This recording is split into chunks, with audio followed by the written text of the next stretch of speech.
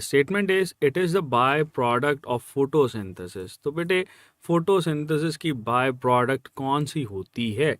देखो हम लोग पढ़ते हैं कार्बन डाइऑक्साइड प्लस वाटर, और जैसे ये मिलते हैं in the presence of sunlight and the chlorophyll C6H12O6 plus इसमें ऑक्सीजन निकलती है, that oxygen is considered as the by product.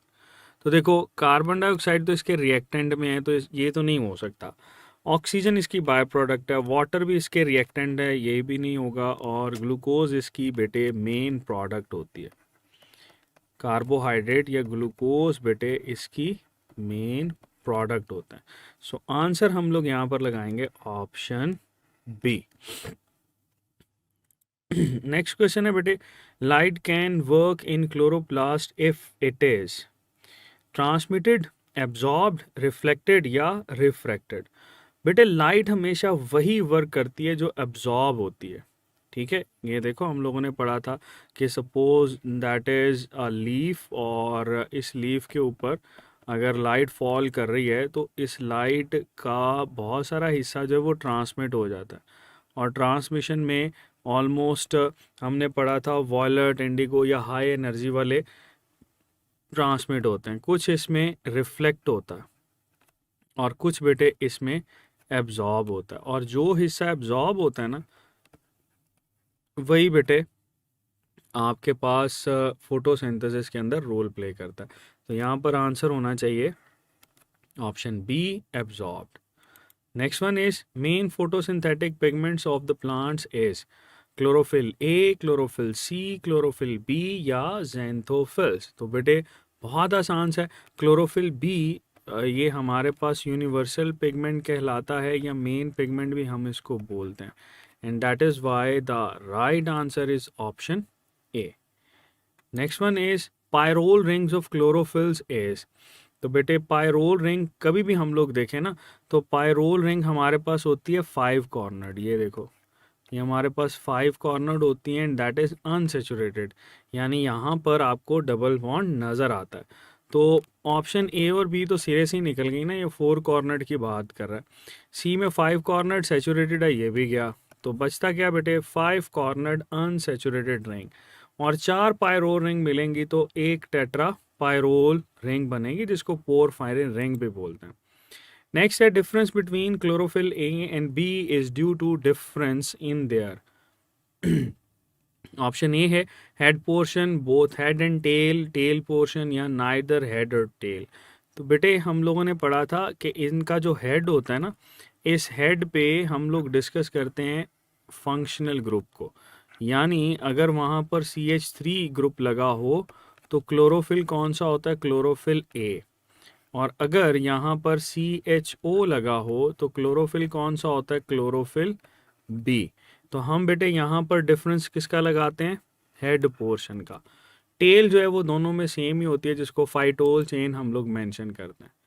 And the next question is all of the following functions are attributed to carotenoids, और last पे क्या लगा दिया, except. Option है they broaden the absorption spectrum, बिल्कुल सही है, ठीक है, बिल्कुल सही है ये। प्रोटेक्शन टू क्लोरोफिल्स बिल्कुल सही है। डिसिपेशन ऑफ एनर्जी बिल्कुल सही है। तो आपके पास conversion of energy to ATP ये कैरोटीनॉइड्स का काम नहीं है, तो आंसर हमारे पास होगा ऑप्शन डी, बिकॉज आपने गलत ढूंढना था। Next one is it is also called as energy conservation phase of photosynthesis. Light reaction नहीं, ये एनर्जी कंजर्वेशन नहीं होती। क्रेब्स साइकिल ये तो फोटोसिंथेसिस में नहीं है, ये तो रेस्पिरेशन के अंदर होता है। केल्विन साइकिल बिल्कुल बेटे, केल्विन साइकिल हमारे पास डार्क रिएक्शन हम इसको बोलते हैं, एनर्जी कंजर्वेशन फेज भी हम लोग इसको बोल रहे होते हैं, एंड ऑफ कोर्स ग्लाइकोलाइसिस तो है ही नहीं, वो रेस्पिरेशन का हिस्सा होता है। नेक्स्ट क्वेश्चन है बेटे reaction centre of photo system does not include. Reaction centre के अंदर हमारे पास क्लोरोफिल ए होता है, और क्लोरोफिल ए इसमें है, प्राइमरी इलेक्ट्रॉन एक्सेप्टर भी इसमें होता है, क्लोरोफिल बी इसमें नहीं होता, ठीक है।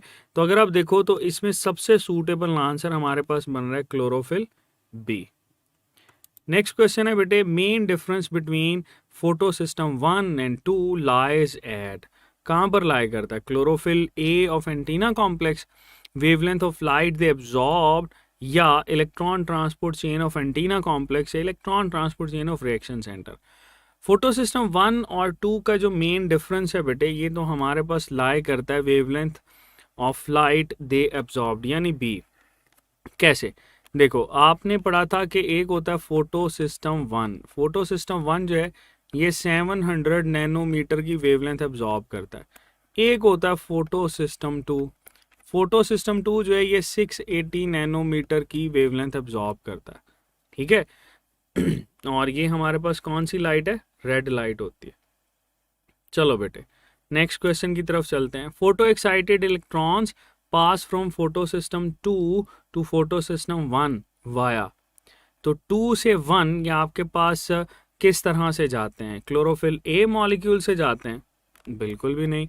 NADPH molecules? नहीं। Chlorophyll b molecules? नहीं। Electron transport chain? बिल्कुल। आप लोग यहाँ पर आंसर लगाओगे ऑप्शन बी। नेक्स्ट है बेटे, the pathway of electrons through two photo system during non cyclic photophosphorylation is known as, क्या ये केमियोस्मोसिस कहलाती है? नहीं। ना ही ये कैल्विन साइकिल कहलाती है, ना ही ये क्रेब्स साइकिल कहलाती है। तो फिर ये हमारे पास बचेगा क्या? दैट इज जी स्कीम बेटे। नेक्स्ट है, how many photons are required to excite 16 electrons? बहुत सिंपल सा है। वी हैव स्टडीड दैट कि एक फोटॉन जो होता है ये बेटे हमारे पास एक इलेक्ट्रॉन को एक्साइट करता है, ऐसे ही है। तो अगर हम लोग 16 इलेक्ट्रॉन के एक्साइटेशन की बात करें तो यहाँ पर 16 ही क्या होंगे? फोटॉन्स होंगे। तो ऑप्शन ए इसमें हमारे पास सही बन रहे हैं।